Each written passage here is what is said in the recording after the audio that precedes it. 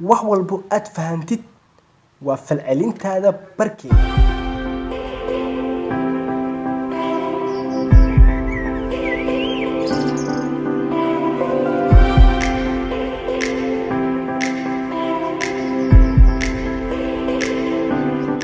السلام عليكم دمان أصحابتي ku xiran CM Vlogs and Films waxaan idin leeyahay soo dhawaada maanta waxaan rabaa inaan ka hadlo ereyga loo yaqaan fahan macnaha fahan ayaan rabaa inaan maanta ka hadlo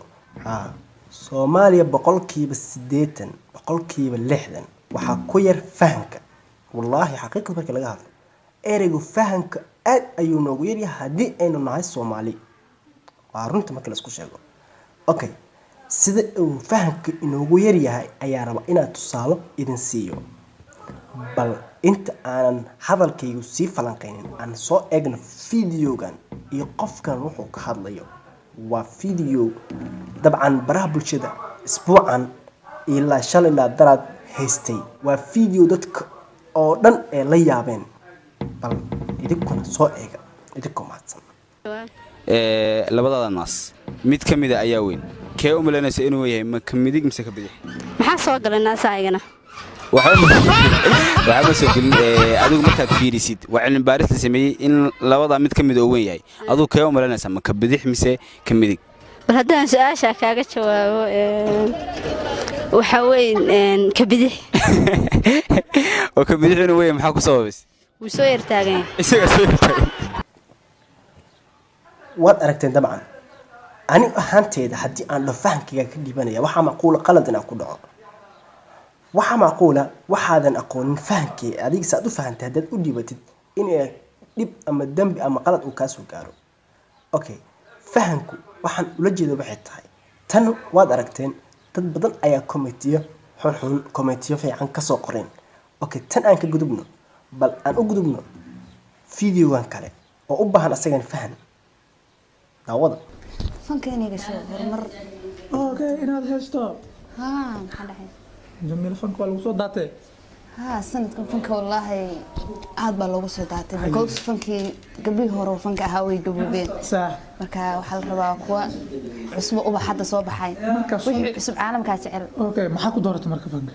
wallahi fanka waa iska jecelahay inaan galo aniga yara ku hamay jiray صح inaan galo inaan ka guul gaarno waa jecelahay aan galo fanka baatay fanka Soomaalida marraba inaan ku sii dhaaraado fiidiyogan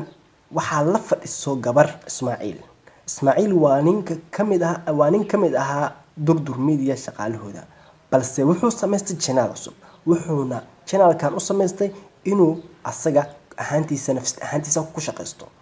okay waxaa soo cosotay gabar tiri fanka ayaan jeclahay tiri fanka ayaan u baahanahay tiri yaraanteeda ayaan ahaa jiray qof fanka jecel si aan hadalkeedaba ka maqalnay balse waxa isweydiin mudan dadka sidee u fahmeen gabadhan iyo Ismaaciil sababta iyo arimaha ay sameynayaan sababta laga fahmayo arinta loo fahmo ayaan rabaa inaan maanta halkan ka cadeeyo gabadhan Ismaaciil ma soo qasbin indheeda ay ka muuqataa gabadhan ma aha gabar Ismaaciil asiga raadiyay soo waday waa gabar ayada soo raadisay Ismaaciil waa gabar ayada nasiib u leh am ku faraxsan Ismaaciil la kulankiisa waa gabar waa marka xaqiiqda laga hadlo laakiin Soomaali hadeenu nahay fiidiyogu waa aan aragnaa kadibna committee ayaan ku soo ornaa aska soo dhahnaa no waxa loo baahan yahay inta aadan hadal dhihin waxa aad aragtay inta aadan ka falcelin ama aadan hadal wuxuu doonaba falcelin aadan sameyn inta aadan sameyn falcelin waa inaad maskaxdaada ka dhaadhicisaa waxaan maxay yihiin horta bal daabo fahankaaga si isku day inaad fahantid haddaad fahmayso qof ku fahansiiraaso haddii kale farax ka qaad halkaas ugu tag haddii aad fahmi karin sababtaad ugu falcelinaysa maxay tahay waa midda ani aan rabo inaan ka hadlo macallin ayaa hadda kor wuxuu igu yiri su'aal ayuu ibeediyay kadib ayaan la soo boodiyay su'aasha waliba anagoo jawaabta qaldaya markaas ayuu yiri aamus markaas waxaan ku yiri macallin sad soo dhahay kadib waxaan yiri macallin maxaa dhacay wuxuu yiri su'aasha fahankeedu waa jawaabta barkeeda wax walba aad fahantid wax walbo aad fahantid waa falcelintaada barkeeda. haddii aad fahantid waxaa macquula inaad boqolkiiba konton aad ka jawaabi kartid ama aad ka falceli kartid. laakiin inaad la soo boodid habababa saan waaye kidaa wey no. waxyaabaha Soomaali ee ku hormari la-dahayba waa sidan. hadda Ismaaciil ayaa waxaa laga saaraya ama committee boqolkiiba boqol waxaa ku wada qoran Ismaaciil hebel su'aalka ma ogol dhataa, Ismaaciil gabadhaas ay maxaa u soo qaladay, Ismaaciil gabadha ha ka waalin, Ismaaciil gabadha maxaa u soo wadatay, Ismaaciil gabadhaha ma meesha waalwaalanay kugu xiran yihiin. Ismaaciil hadalku waan quudanaa waxaan rabnaa waa iska dhahnaa sababtoo ereyga waa noo fudud yahay hadalku waa noo fudud yahay balse qof ayuu qalbigiisa dhibaysaa, qof ayuu qalbigiisa dhaawacaysaa. adigu ma ku fikirtay qofka hadalka aad dhahoosid qalbigiisa siduu ka dhigi karaa? war adiga qalbiga qofka adigoo ilaalinaysid xataa been waa loo sheegi karaa adigoo qof qalbigiisa daaweynaya. mid kale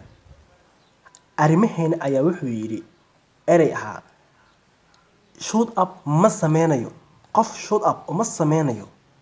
markaas ayuu wuxuu raaciyay sababta. wuxuu yidhi sabab la ajligeed aan u sameynaynin waxay tahay maanta haddii aan u sameeyo qof xamar joogo waxa isoo codsanayo yidhi qof jooga Kismaayo, waxa isoo codsanayo yidhi qof jooga Kenya, waxa isoo codsanayo yidhi qof jooga Switzerland, waxa isoo codsanayo yidhi qof jooga Yurub, waxa isoo codsanayo codsigu wuu soconayaa ayuu yidhi. haddii aan isku day inaan joojiyana waxay noqonaysaa xaqdaro. xaq haddii aadan sameynaynin ayuu yidhi ha dhihin ama ha bilaabin howl markaad bilaabaysid waa inaad u bilowdaa inaad awoodid inaad howsha dhammaystiri kartid. haddii aan isku day inaad dhammaystirane waxaa qadka ka baxay ayuu yidhi barnaamijyadeeda iyo arrimaha aan u samaystay youtube-ka waxay noqonaysaa youtube-kayga inuu usoo gabagaboobo in aan dad shoot up u sameeyo. sababtoo ah maalin video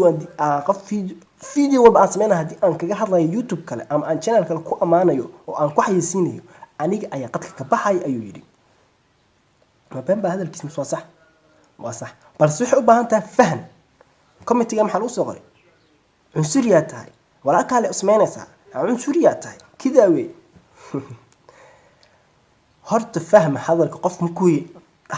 markuu ku hadlo fahan ma fahmi weyse iska dhaaf. haddaa fahantani tartiib talo ku darso. ولكن ودني بحر له waxaan isku ognahay inaan wax walba fahno. السلام عليكم ورحمة الله تعالى وبركاته. بشهر رمضان صوما صوما صوما صوما